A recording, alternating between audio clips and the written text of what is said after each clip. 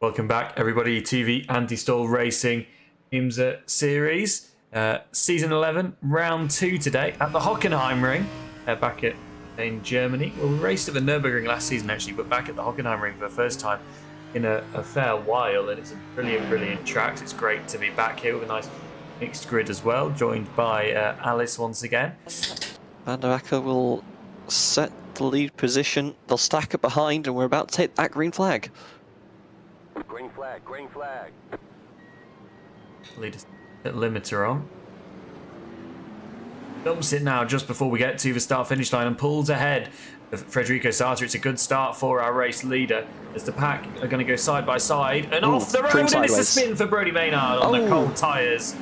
But no one else is collected as far as I can see, so we've all got away with it fairly well. Side by side with Davide Ecchetto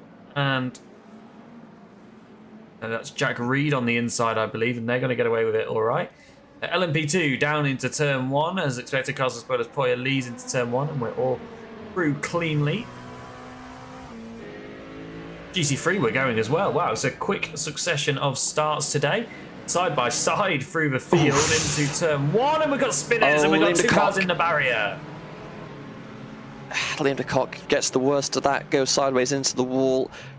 Just about. That's going to be put just under about avoid the Kirby crash out. Control, yeah. I think he just tries to be a little too respectful, gets a bit too much of the curb on the inside, trying to leave space. And contact, and 3 times contact, bumper to bumper into the hairpin in GC3. You can. Alabau is sideways on the track for. No, I think that's actually contact. I can't tell who with. I think like Renek. Contact with Renek there. A lot of action on this opening lap. I think this is going to be a spin on his own. They both just spun. Okay. Just keep you updated on that as Alabau's looking at the back of Daniel Renek, thinking there might be a way through here, especially. Yeah, Renek locks it up, gets it a bit too deep through the corner. They'll be side by side. It looks like the Renek's going to back out there. Just have to give that one up. Side by side, Dominic Knockel. Oh. And I think he's going to have to give this one up because you don't really want to be on the outside here. The corner. Having said that, he'll stay side by side here through the flick. Could be a hard braking zone to the left here. Just gets his shoulders out, trying to give himself some space to work within the braking zone. Slides up in front, maintains position, turns off the corner early to prevent the switchback. Very nicely done there from Knockel. Look at that, actually, because I think the move is coming in the hairpin, and it is. Oh. Down the inside on Good the brakes. Send. I think he just gets it clear into brakes, yeah. Sarter is ahead. Sorry, we've missed this. Sarter is ahead, briefly ahead of Davy van der Wacker, who is now back ahead. That must have been a send on the brakes. Going to try a dive here. No, chooses better off, but has invited Denit to the conversation as well. He's forced to take evasive maneuvers because of the car on the apex right where he wants to be there. We're going to stay live, and then we're going to cut back once it all calms down to try and work out what happened at the start of this.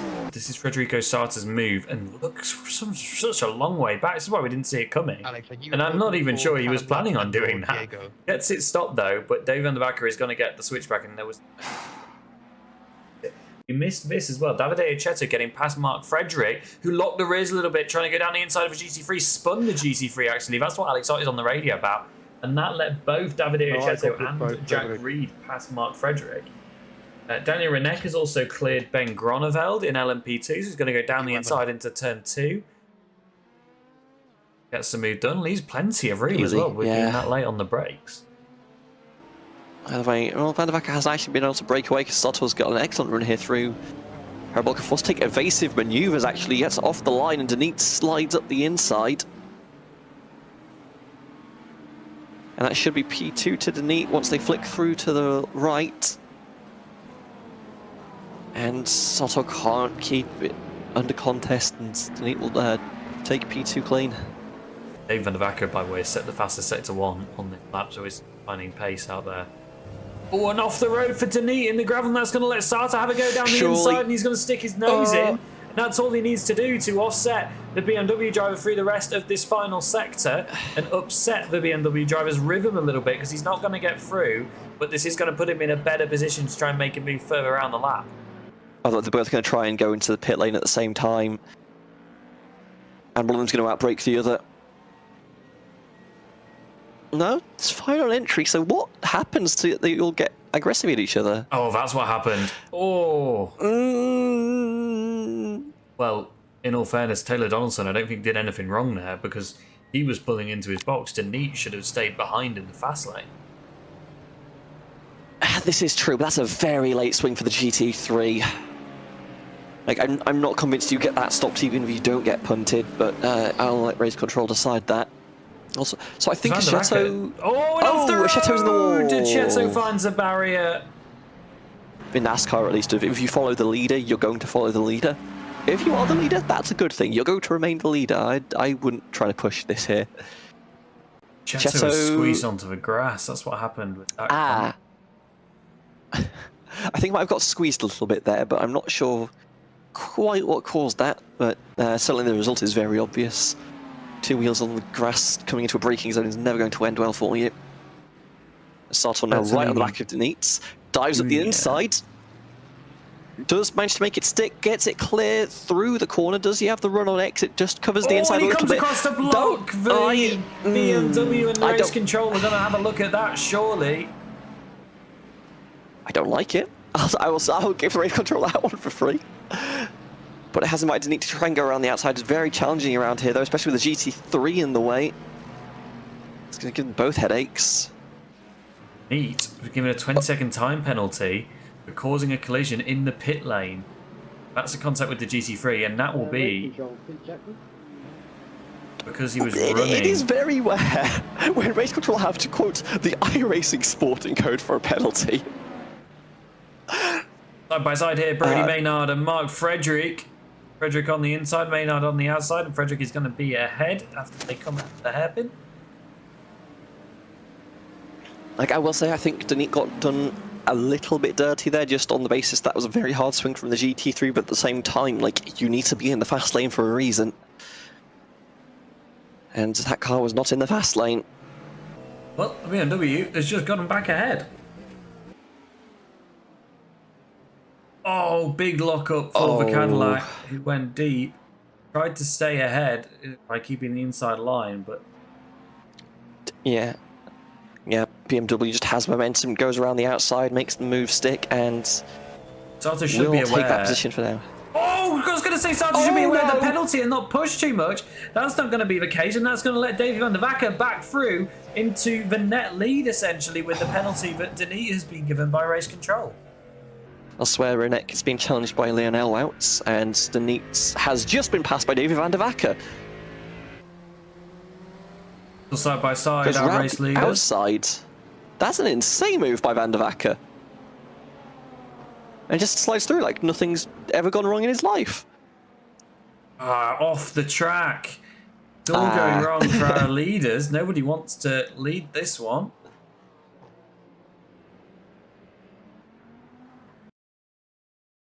And we're side by side, Leon Van Ellerwatt trying to get a move down the inside into the hairpin.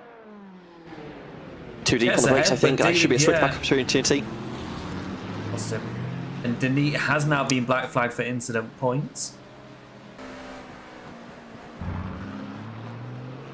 Quinton Verdonk down the inside into the hairpin, but he's going to run deep, and Sartor's going to get an exit. So what is going to be the play down into the hairpin? But he stays ahead, actually, Quinton Verdonk, not into the next braking zone, I should say.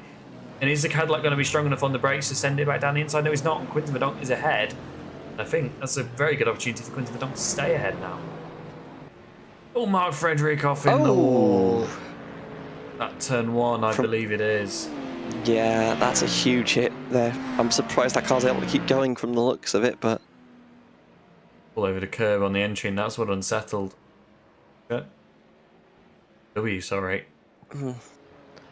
Yeah, that's... Not as bad as it looks, but... It could have been a lot bigger impact. I'm very lucky today. Yes. I'm surprised that car's still able to drive as well as it is, quite frankly. Alex Ott here really harassing Daniel Morphy as they make their way through the lap traffic, and the BMW does not know where to go. He gets out of the way of the leaders in his class, and we're side by side behind. That's Frederick and Sartor as well going at it again.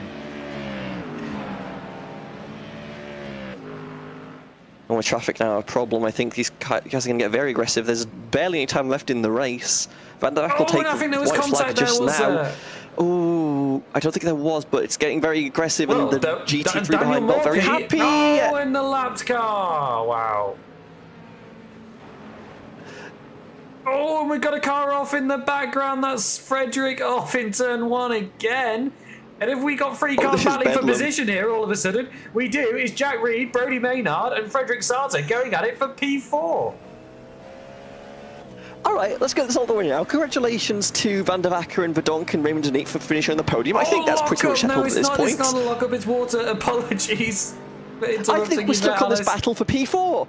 Davey Van der Vacker takes for win. Quinton Verdonk is 5 seconds behind. He will take P2. The podium will be completed by Raymond Denique, you'd have to say at this point, but this is the battle for P4, and it's a banged up Jack Reed that currently leads the pack. And it's a hungry Brody Maynard who sits behind. They're passing the GT3 leaders now. I'll get the checkered flag before I've been into the pits like the entire rush. Oh, Brody Maynard gets a spin and collects Alex Ott. So you just take the checkered flag and then focus race. Oh, Brody Maynard is going to be heartbroken on the last lap. Will drop down to P9. He was fighting for P4. Andy, please check last lap. He asked for it to be looked at. What the hell is going on? That's my question. What the hell is going on? That's not going to end well as the LMP2 makes the smart decision to back out there. What just keeps happening? That's Tiemann Scholten who runs P4 and Mark Frederick. Check the last few corners because that's crazy. I was still at the inside. Mark Frederick comes in, take the checkered flag through the pit road. Well, he's trying to reduce how much time he loses. I think you reduce the black flag time, don't you, if you come in? I don't think you do. 35-second time penalty over there. What? That all just went to complete chaos at the end? I think I speak for everybody, and I mean everybody involved, everybody watching, race control, myself and yourself. What the bloody hell just happened in the last 5 minutes? We'll give congratulations where they're due. Van der Vacker, Carlos Bozapoya manages to hold on in the LMP2, and Daniel Morphy does get it ahead of Alex Ott in the end in GT3 Pro, Cardi Vesgadonson on your GT3 AM podium, but I think the race is not over, because I think what's going to happen is there's going to be a lot of angry people putting in a lot of protests about stuff that's happened, or race control are going to have just to look at like everything for the next 10 minutes. So we're going to show you the standings right now. These are all provisional. I don't know what's going to happen. Please check back on our website, which is anstallracing.com. For future results when we get them out. Antistall.racing. Antistall, that's a very nice URL, and I should remember it. Okay, here we go.